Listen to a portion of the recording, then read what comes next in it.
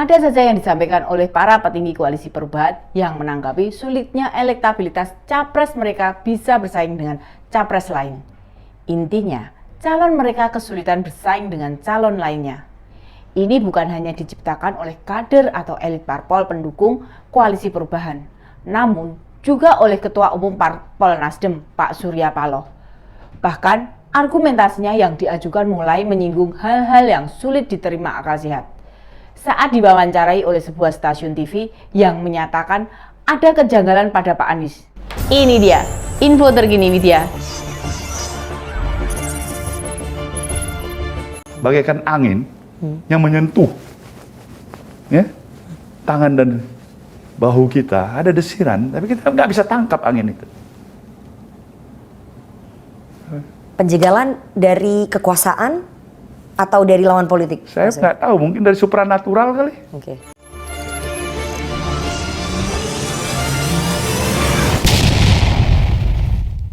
Dan penjagalan itu bisa jadi dari supranatural.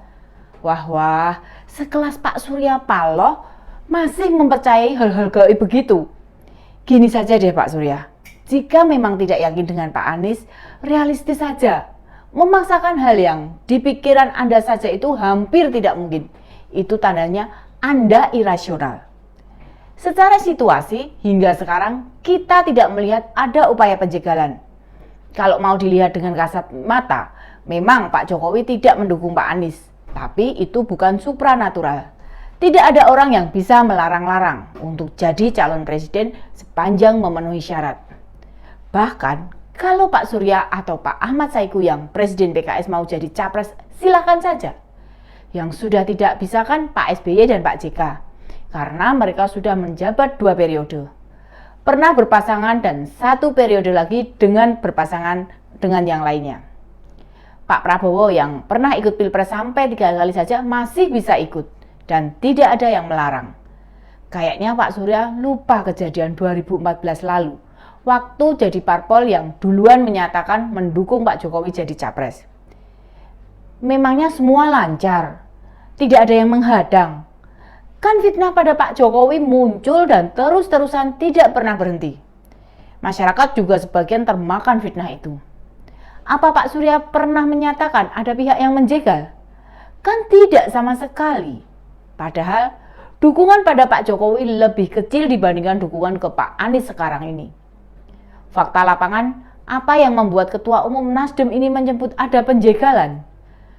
Lah Pak Anies kemana-mana juga bisa, private jet yang Bapak pinjamkan juga bisa mendarat di berbagai bandara di tanah air. Kader Nasdem, Demokrat maupun PKS juga bisa bertemu tuh sama Pak Anies. Apa penjagalan yang dimaknai itu? Misalnya Nasdem tidak diundang dalam 2 acara parpol pendukung pemerintah. Kan ya wajar saja, biasa, normal Pak. Ingat loh Pak, 3 kader Nasdem masih punya jabatan menteri hingga detik ini. Jika mau, Pak Presiden bisa mereshuffle, tapi itu tidak dilakukan. Di parpol pendukung pemerintah malah ada kemungkinan mengajukan 3 bakal capres, bukan hanya 1. Tandanya, bukan karena Nasdem mendeklarasikan bakal capres duluan. Persoalannya, kenapa Pak Anies yang dicapreskan? Mau bagaimanapun, saya yakin kok jika Anda mencapreskan Bu Sri Mulyani, atau Pak Erick Thohir, atau Pak Mahfud MD, atau tokoh yang tidak terkesan melawan pemerintah, bisa saya jamin Nasdem masih diajak ketemu, berbincang tentang persiapan Pilpres 2024. Letak masalahnya adalah siapa yang Anda capreskan, bukan soal mencapreskan duluan. Atau Anda memaknai penjagalan, gegara nama Pak Anies hingga detik ini tidak di-endorse Presiden sebagai kandidat yang punya peluang. Banyak juga kok nama lain yang tidak di-endorse. Cek saja, apa Presiden mengendorse Caimin? Apa Presiden mengendorse Pak Mardiono Ketum P3? Atau pernah menyebut Pak Zulkifli kandidat potensial? Tidak Pak, tidak pernah sama sekali. Sosok yang pernah disinggung ya memang di tingkat bawah nama-nama itu muncul. Ada Pak Prabowo, Pak Sandiaga, Pak Erlangga, Pak Yusril, bahkan Pak Ganjar dan masih banyak lagi. Faktanya begitu Pak, bukan urusan supranatural. Kok pandangan Pak Surya jadi irasional begitu ya? Bukan orang yang kuat ternyata. Atau pusingnya Anda dikarenakan mengatur internal koalisi perubahan itu sulit? Lah itu salah Pak Surya sendiri. Parpol yang karakternya egois kok diajak kerjasama? Ya progres yang diperoleh mereka tidak berjalan signifikan. Perkembangannya lambat. Tolong dimaklumi. Dua parpol rekan Anda itu memang susah diatur. Masa tidak pernah tahu tentang hal itu? Keras kepala tuh Pak mereka. Lihat saja, sampai sekarang kan disuruh menyaring bakal cawapresnya. Belum muncul hasilnya kan?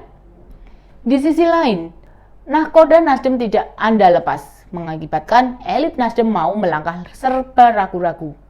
Termasuk karakter Pak Anies yang tidak bisa membedakan sikap ketika bertemu teman koalisi maupun satu di hadapan publik. Naluriahnya terus-terusan minta dilayanin. Saking putus asanya Pak Surya, dirinya sudah bersiap menerima seandainya Pak Anies memang gagal jadi capres.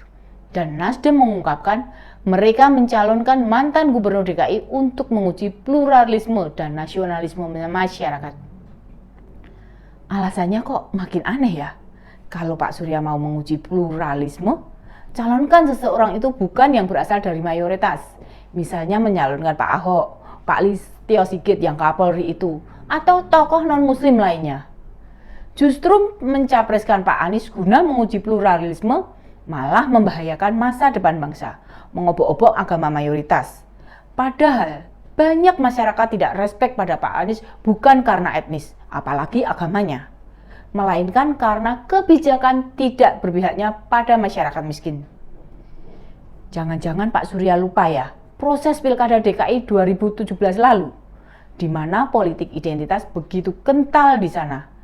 Banyak masyarakat kita trauma dengan efek Pilkada DKI. Meski tidak tinggal di DKI, rentetan adu dombanya meluas kemana-mana.